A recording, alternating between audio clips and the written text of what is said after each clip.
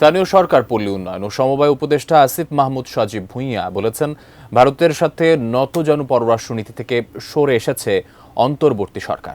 জাতীয় স্বার্থকে সামনে রেখে পরবর্তী সম্পর্কগুলো চলমান থাকবে বলেও জানান তিনি।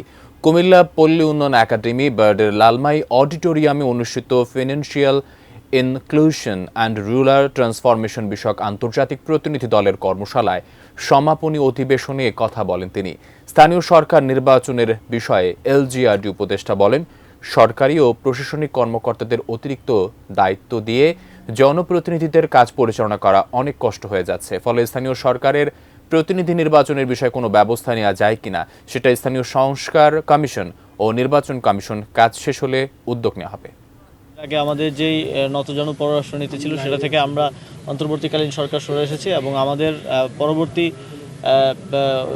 সম্পর্কটা চলমান থাকবে আমাদের ন্যাশনাল ইন্টারেস্ট অর্থাৎ জাতীয় স্বার্থকে সামনে রেখেই। জাতীয় স্বার্থকে কম্প্রোমাইজ করে কোনো রিলেশনে আমরা ইন্টারন্যাশনাল রিলেশন আমরা বিশ্বাস করি না।